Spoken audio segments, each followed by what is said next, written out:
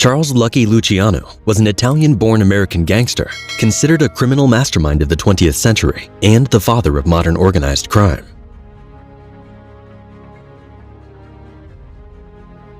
Charles Lucky Luciano was born Salvatore Lucania on November 24, 1897, in Sicily, Italy. Their family migrated to the United States in April of 1906 when he was 8 and settled in the Lower East Side of Manhattan, New York. Not able to speak English, Luciano struggled in school for a few years and eventually dropped out at age 14 to make a living on the streets. He soon changed his name from Salvatore Lucania to Charles Luciano to evade the discrimination and prejudice against Italian immigrants, which was common in the American society at the time. He started a job delivering hats for $7 pay per week. However, after winning $244 in a dice game, which was more than 8 months' worth of his paychecks, he decided to quit his job and go after fast cash. That same year, Luciano joined the 5 Points Gang, a notorious gang of teenage criminals who terrorized the 5 Points neighborhood of Manhattan and its surrounding districts. The 5 Points Gang was the biggest and most violent gang in the country, with over 100 recruits. These notwithstanding, Luciano created his own personal gang as a side hustle. He recruited a few of his comrades and offered protection to Jewish schoolboys from Italian and Irish gangs for a fee of 10 cents per head per week. When Luciano attempted to extort money from Meyer Lansky, a Jewish boy, on his walk home from school, Lansky rained threats on Luciano and challenged him to a fight. This was very unlike other Jewish youngsters. The two soon became friends and established a lifelong partnership. They soon diversified into the pimping trade, acting as agents for prostitutes and collecting a percentage of their earnings. Illegal gambling and robbery were also part of their operation. Luciano's frequent winnings in street games and the ease with which he evaded police arrest earned him the nickname Lucky.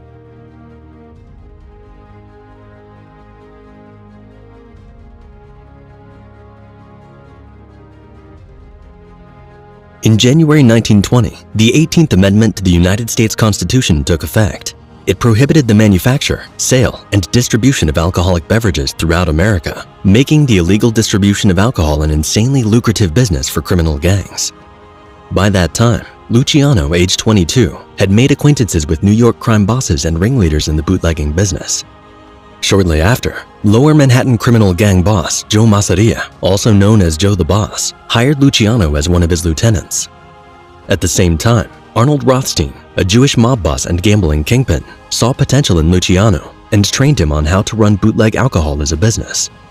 Luciano then partnered with two of his close associates, Vito Genovese and Frank Costello, and started their own bootlegging operations with financing from Rothstein. Rothstein also taught Luciano how to interact in high society, introducing him to his high-class associates and customers. On one occasion, he made Luciano buy 200 VIP seats to the Jack Dempsey-Louis Firpo boxing match in the Bronx and distributed them to top politicians and gangsters. He then took Luciano shopping to buy expensive clothes for the fight.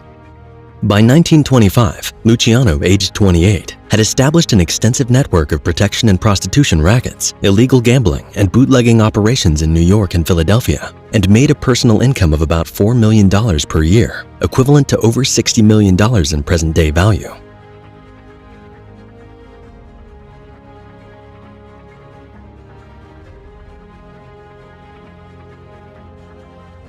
In October 1928, Luciano's boss, Joe Masseria, was voted the new Capo dei Capi, or boss of bosses of the American mafia.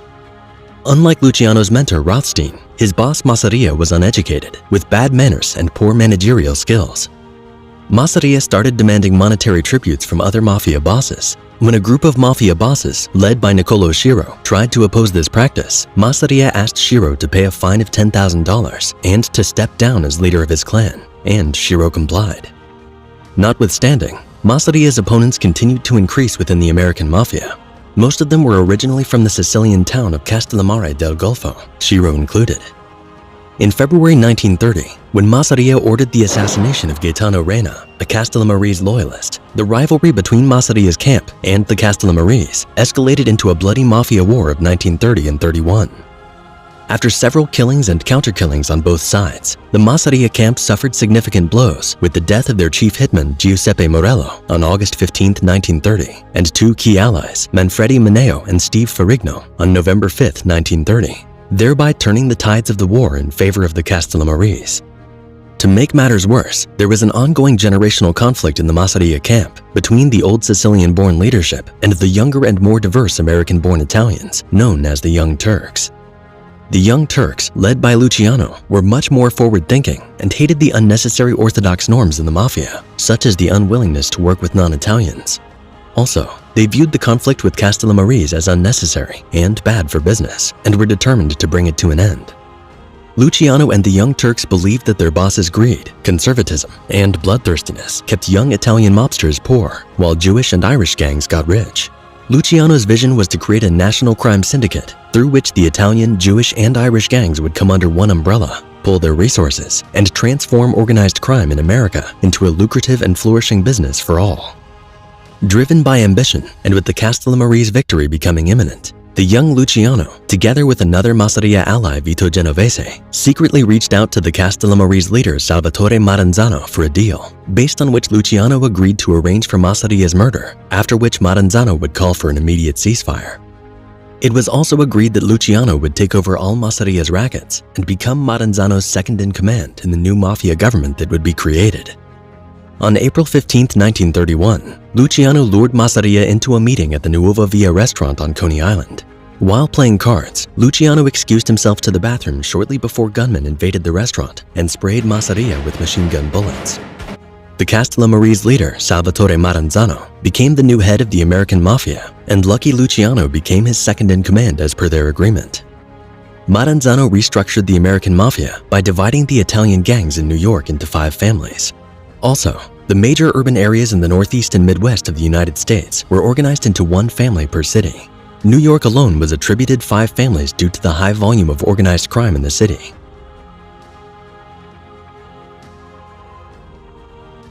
However, Luciano and the Young Turks soon found Maranzano to be even greedier and more arrogant than their former boss, Masseria. Maranzano treated his lieutenants harshly and was also very conservative about dealing with non-Italians.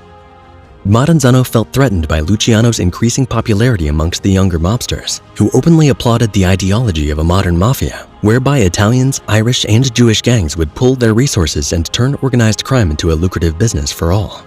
His beliefs also drew Irish and Jewish gangsters closer to him than every other Italian mobster. As a result, in September of 1931, Maranzano hired an Irish-American mobster, Vincent Cole, popularly known as the Mad Dog, to kill Luciano. As part of the plot, Maranzano invited Luciano to a meeting in his office at 230 Park Avenue in Manhattan on September 10th, where he would be murdered by the Mad Dog.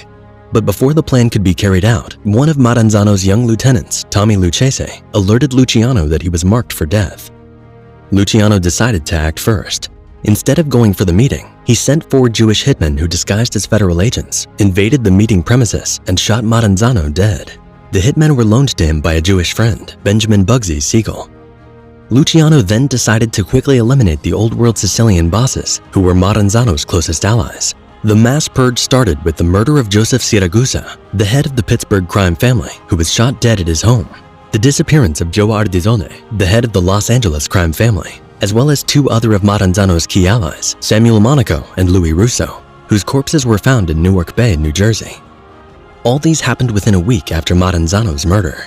With Maranzano and the other old Sicilian bosses out of the picture, Luciano and his Young Turks were fully in control of the Italian-American Mafia.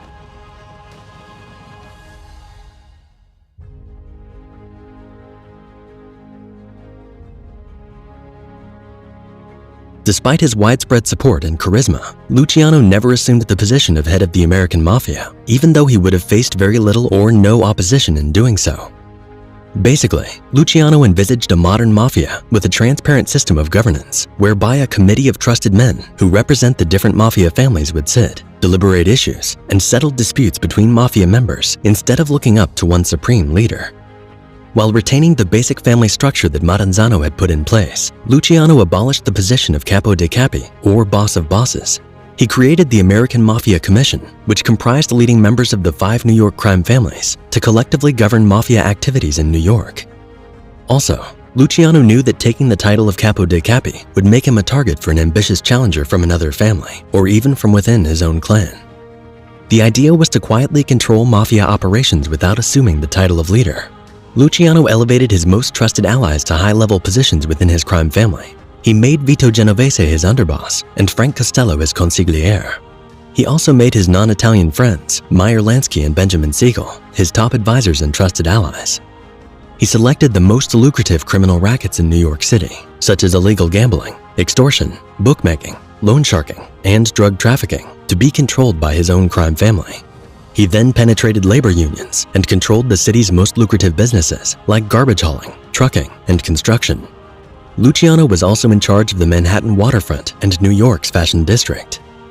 The idea of a commission was inspired by the concept of parliamentary democracy, knowing that the inclusion of all factions of the mafia in decision-making would increase cooperation and reduce the unnecessary internal conflict that impeded the growth and prosperity of the mafia under the old regime. Luciano also discarded all orthodox ideologies that were not beneficial to the mafia as a group. He believed in diversity and flexibility and made it possible for other societal groups like the Jews and the Irish to be admitted and excel in the Italian-American mafia.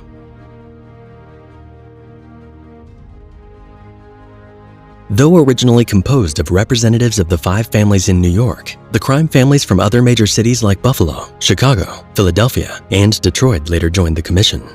In fact, even Irish, Jewish, and other non-Italian criminal organizations in the US had representatives in the commission.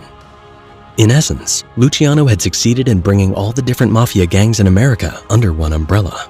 With the establishment of the commission in 1931, the American mafia enjoyed a period of peace and prosperity. The authority of the commission first came to the test in 1935. Dutch Schultz, a mob boss with a flourishing racketeering operation in the Bronx, was being investigated for federal tax evasion. When U.S. Attorney Thomas Dewey finally indicted him, Schultz decided to assassinate Dewey. When the matter was brought before the commission, Luciano argued that the assassination of a prosecutor would trigger a heavy law enforcement crackdown on the mafia. Other members of the commission saw reasons with Luciano, and Schultz was ordered to drop all plans of assassinating Dewey. Schultz was outraged and walked out of the meeting.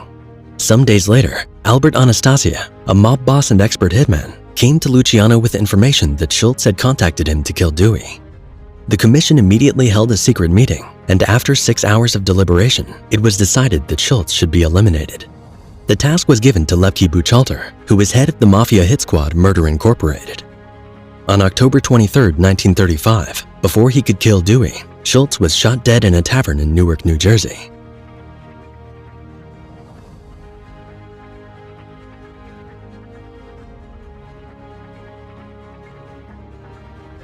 In 1935, U.S. Attorney Thomas Dewey was appointed as special prosecutor to fight organized crime in New York City.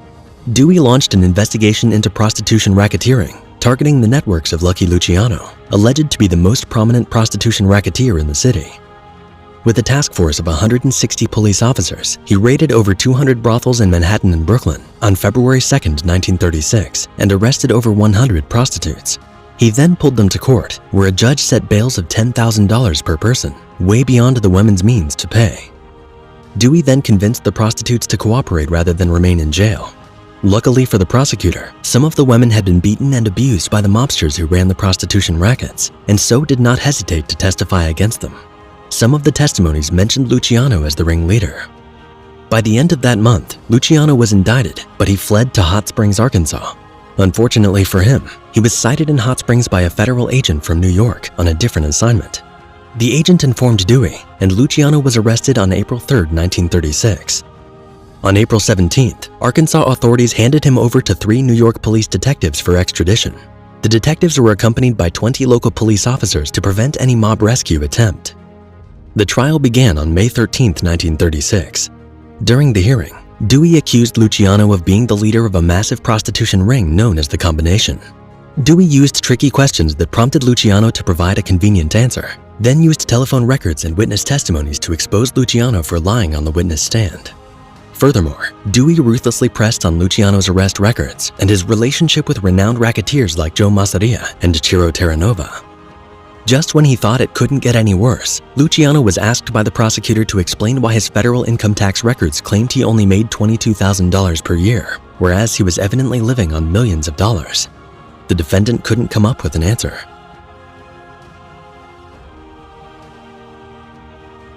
On June 7, 1936, Luciano was convicted on 62 counts of compulsory prostitution and was sentenced to 30 to 50 years in state prison. Many organized crime scholars have expressed doubts about whether a crime boss of Luciano's status would be directly involved in a prostitution ring.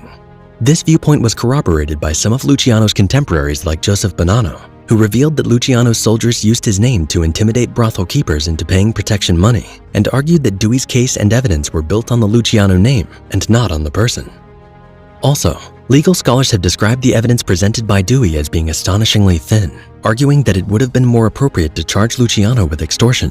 The scholars believed that Luciano's lawyers erred in allowing him to take the stand in his own defense, as this opened the door for Dewey to rubbish the defendant's credibility through ruthless interrogations and cross-examinations.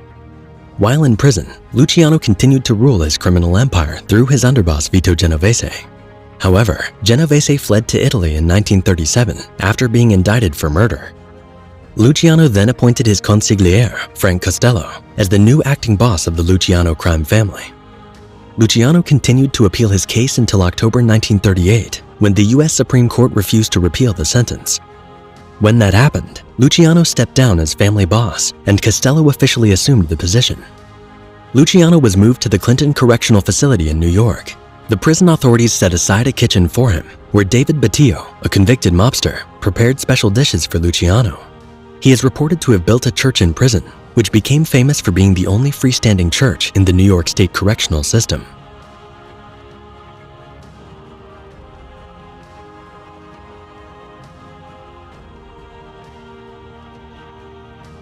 With the outbreak of the Second World War in 1939, the U.S. Office of Naval Intelligence became concerned about German and Italian agents entering the country through the New York waterfront.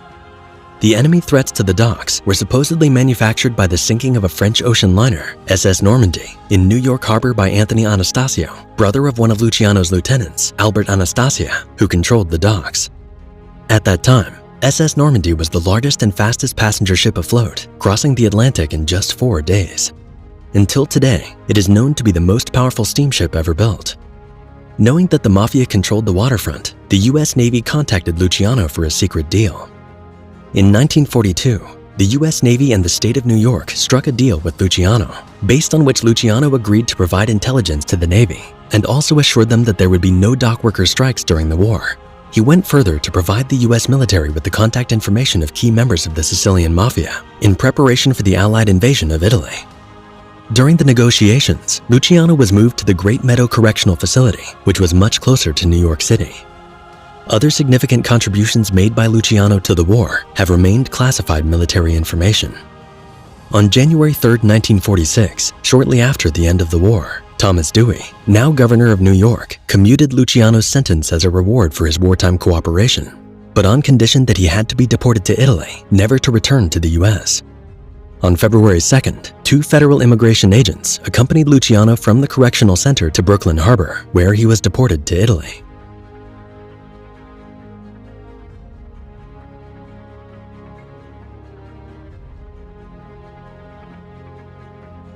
Luciano's ship sailed from Brooklyn Harbor and arrived in Naples on February 28, 1946, after a 17-day voyage. But he stayed in Italy only for 8 months and secretly moved to Havana, Cuba. The plan was to be close to the US to resume control of the American mafia and eventually move back there with time. On Luciano's orders, Lansky called a meeting of the heads of the major crime families in Havana, dubbed the Havana Conference, in the week of December 20, 1946. Though the cover story for the conference was that the mobsters were attending a gala party with Frank Sinatra as the entertainment, the real reason was to discuss the state of affairs of the American mafia with Luciano in attendance, and for the mob bosses to acknowledge his continued authority within the mafia. During the conference, all the invitees presented Luciano with cash envelopes, in addition to a suitcase containing $2 million as collections from his racketeering operations while he was in Italy. One of the most pressing topics of discussion was the title of Capo dei Capi, or Boss of Bosses, which Luciano had abolished. By that time, Luciano's underboss, Vito Genovese, who had fled to Sicily to escape murder charges, had been acquitted of all the charges and was back in business in New York. Since Genovese's return, he had been struggling to seize control over the Luciano crime family from Frank Costello, whom Luciano had officially made the acting boss. The tensions between Genovese and Costello was beginning to create factions within the family, and worse, Genovese had started creating alliances with other crime bosses to undermine Luciano's authority. Luciano saw another mafia war looming and had to do something about it. He therefore decided to resurrect the position of boss of bosses and claimed it without using the exact title. During the conference, he passed a motion to be acknowledged as the top boss in the American mafia, or the first amongst equals. The motion was immediately seconded by Albert Anastasia and other bosses, who were already feeling threatened by Genovese's greed and overambition. As such, the Genovese problem and other minor issues were handled.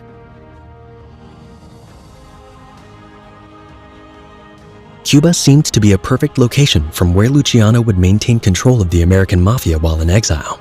Unfortunately, he made no attempts to conceal his presence on the island. He had been publicly fraternizing the singer Frank Sinatra at social gatherings in Havana and visited all top nightclubs in the city. As soon as the US government learned Luciano was in Cuba, they pressured the Cuban government to expel him. When the US finally announced an economic embargo on Cuba, Luciano was deported to Naples. Upon arrival in Naples, Italian authorities placed severe restrictions on his movement. He was required to stay home every night, to report to the local police every Sunday, and not to leave the city of Naples without police permission. With these constraints, Luciano could no longer stop Genovese from seizing control of his family. As a result, on May 2, 1957, Luciano's official acting boss, Frank Costello, was shot by Genovese's hitman Vincent Gigante. Though he survived, the incident forced Costello to surrender the position of boss to Genovese and retire entirely from the mafia.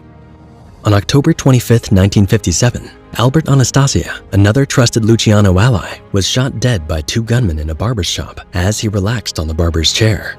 Many other Luciano loyalists were either killed or ran for their lives. On November 14th, 3 weeks after Anastasia's murder, Genovese summoned a meeting of crime bosses in Appalachian, New York, where he declared himself the new boss and officially changed the family name from the Luciano crime family to the Genovese crime family. Till present day, the family still goes by the Genovese name. While in the meeting, state police found many luxury cars parked at the meeting premises and realized many of the license plates were registered to known criminals. The police immediately raided the premises and arrested over 60 crime bosses from the US, Italy, and Cuba who came for the meeting. Commission members Genovese, Carlo Gambino, Joseph Profaci, and Joseph Bonanno were also arrested. They were charged with conspiring to obstruct justice and were fined $10,000 each. The mobsters blamed Genovese for not taking enough precaution. A year later, just when Genovese thought he had won, he was unexpectedly convicted for conspiracy to violate federal narcotics law. Luciano was said to have paid a Puerto Rican drug lord $100,000 to falsely implicate Genovese in a drug deal. On April 17, 1959, Genovese was sentenced to 15 years in federal prison, where he remained until his death in 1969. After Genovese's death, Carlo Gambino, head of the Gambino family, a former Luciano ally and prominent member of the Young Turks, became the most powerful man in the Cosa Nostra.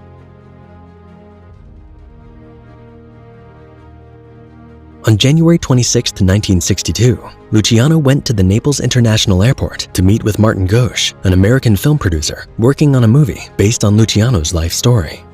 Shortly after the meeting, Luciano suffered a heart attack and died. His body was conveyed along the streets of Naples in a horse-drawn black hearse, after which it was taken to New York for burial. Over 2,000 people attended the funeral. Luciano never married and never had any children. He often said, "No child deserves to go through life as the son of a gangster." Luciano was generally considered the father of modern organized crime. In 1998, Times magazine listed him amongst the top 20 most influential builders and titans of the 20th century.